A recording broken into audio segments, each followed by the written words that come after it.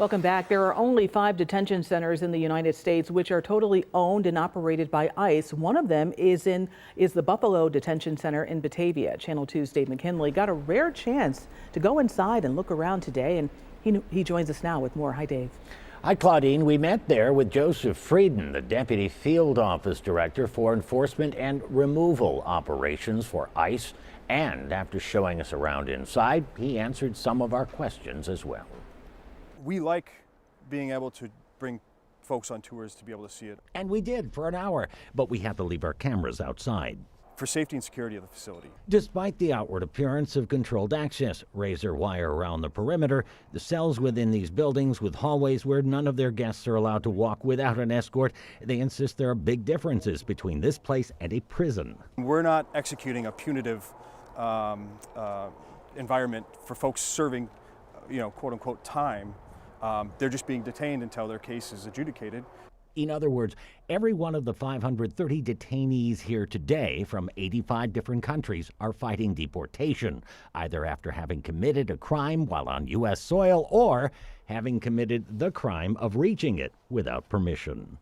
A lot of the misconception that it's an administrative charge, it's actually a criminal charge. For which they may or may not end up being prosecuted. Or if they're granted any kind of relief by an immigration judge, then we take no action on them when they're released, as they aren't.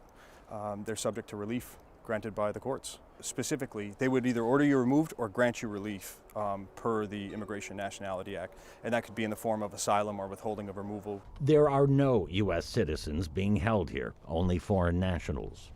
Subject to being ordered removed from the United States. You have to be a foreign-born national. One thing he would not speculate on is if things could get busier here under the incoming Trump administration, which has vowed to round up those who came to the U.S. illegally and have committed other crimes while here. We are operating the same way we did yesterday, and we'll operate the same way we will tomorrow until we're given any kind of direction. And unlike any other lockup, you can check out anytime you like, and you can always leave.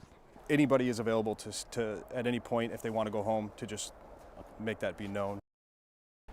And here's what is meant by that. Remember, all those detainees are fighting deportation. From what we're told, if any of them agree to give up that fight and say, send me back to my native land, there would be no reason to hold them any longer.